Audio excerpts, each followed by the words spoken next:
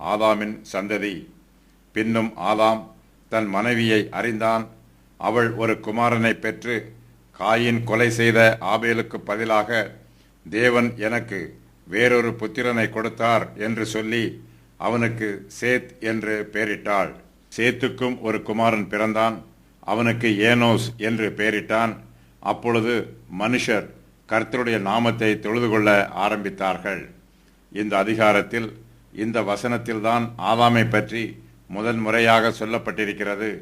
ஆபேல் கொலை பண்ணப்பட்டது, காயின் கர்த்தரை விட்டு விலகி போனது ஆகிய சம்பவங்கள் எல்லாம் ஆதாமுக்கும் ஏவாளுக்கும் மிகுந்த துக்கத்தையும் மனவேதனையையும் கொடுத்திருக்கும்.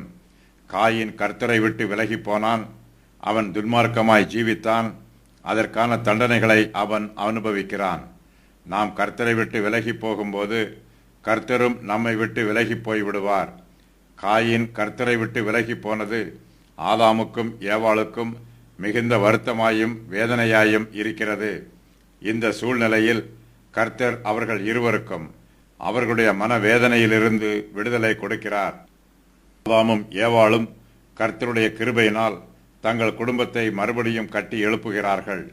அவர்களுடைய குடும்பத்தில் நடைபெற்ற சோக சம்பவத்தினால் அவர்களுடைய முழு குடும்பமே முறிந்து போயிற்று. அந்த குடும்பம் பலவீனமாயிற்று. ஆதாமும் ஏவாளும் தங்களுடைய சந்ததியை பார்க்கிறார்கள். பின்னும் ஆதாம் தன் மனைவியை அறிகிறார். அவள் ஒரு குமாரனை பெற்று, காயின் கொலை செய்த ஆபேலுக்கு பதிலாக தேவன் எனக்கு வேறொரு புத்திரனை கொடுத்தார் என்று சொல்லி அவனுக்கு சேத் என்று பெயரிடுகிறாள். தேவனுடைய அன்பும் கிருபையும் அவருடைய பிள்ளைகளுக்கு கிடைக்கிறது. நாம் ஆறுதலை இழந்து போகும்போது தேவன் நமக்கு மற்றொரு ஆறுதலை கொடுக்கிறார்.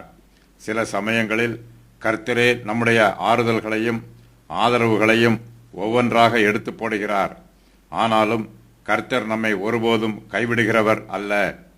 கர்த்தர் நமக்கு புதிய ஆறுதல்களையும் புதிய ஆதரவுகளையும் கொடுத்து நம்மை ஆசீர்வதிக்கிறார்.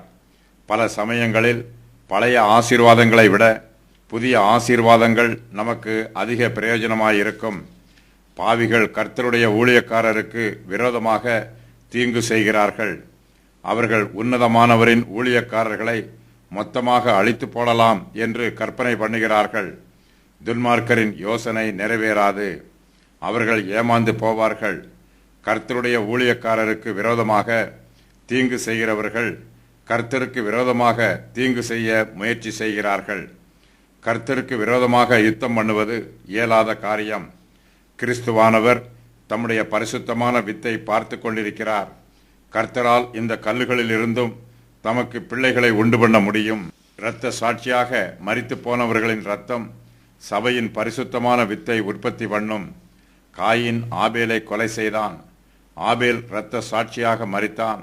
தேவனோ ஆபேலுக்கு பதிலாக ஆதாமுக்கும் ஏவாளுக்கும் வேறொரு புத்திரனை கொடுக்கிறார். ஏவாள் அந்த புத்திரனுக்கு சேத் என்று பெயரிடுகிறாள்.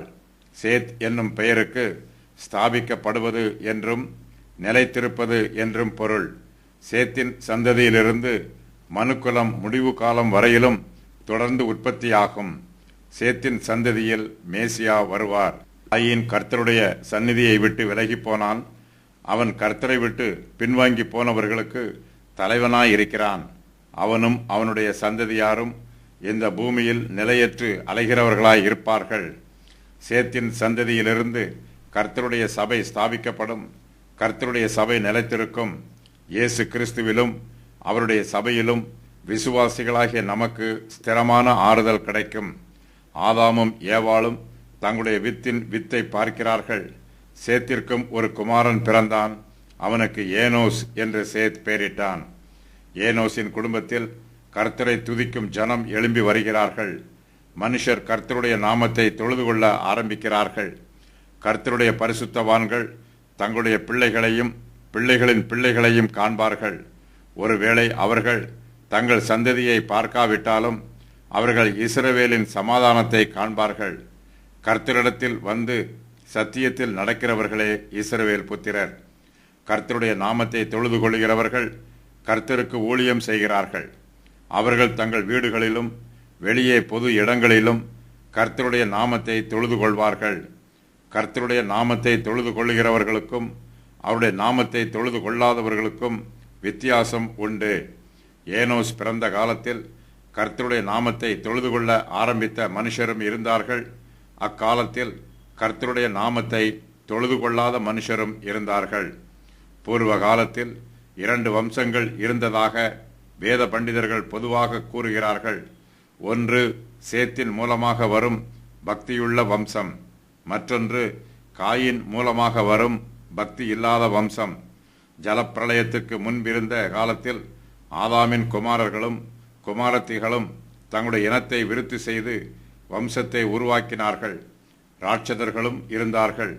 இவர்கள் தேவகுமாரர்களுக்கும் மனுஷருடைய குமாரத்திகளுக்கும் பிறந்தவர்கள். ஜலப்பிரளயத்திற்கு முன்பாக லட்சக்கணக்கான குடும்பங்கள் இருந்திருக்க வேண்டும். இவர்கள் அனைவரையும் 2 குடும்பங்களின் அட்டவணையில் கொண்டு வருவது இயலாத காரியம். காயினின் வம்சம் 7வது சந்ததியாக கூறப்பட்டிருக்கிறது. சேத்தின் வம்சம் மட்டுமே முழுவதுமாக கூறப்பட்டிருக்கிறது. ஆதாமிலிருந்து கிறிஸ்து வரையிலும் வரும் மேசியாவின் வம்சத்தை விளக்குவதே இதன் நோக்கம். சேத்தின் வம்சத்தார் மற்ற வம்சங்களைப் போல துன்மார்க்கர்களாக இருந்தார்கள். இக்காலத்தில் இருந்தவர்களில் ஆபேல், ஏனோக்கு, நோவா ஆகியோர் மட்டுமே பக்தியுள்ளவர்கள். சேத்தின் வம்சத்தில் அவனுடைய முதல் பிறப்பு மூலமாக தேவ தூஷணம் ஆரம்பமாகிறது. அப்பொழுது மனுஷர் கர்த்தருடைய நாமத்தை தொழுது கொள்ள ஆரம்பித்தார்கள். இந்த வசனத்திற்கு மனுஷர் தங்களுடைய தெய்வங்களுக்கு யெகோவாவின் பெயரை கொடுக்கிறார்கள் என்று வேத பண்டிதர்கள் பொருள் கூறுகிறார்கள். மெய் தேவனை ஆராதிக்கும் வழக்கம் ஏனோஸ் காலத்தில் ஆரம்பமாயிற்று என்றால், ஆதாம், ஆபேல், சேத் ஆகியோர் எந்த தெய்வத்தை ஆராதித்தார்கள் என்பதை விளக்குவது கடினம். ஏனோக்கின் காலத்தில் சேத்தின் வம்சம் துன்மார்க்கமாகவே இருந்தது. ஆகையினால் அவர்களுடைய அழிவு முன் அறிவிக்கப்பட்டது.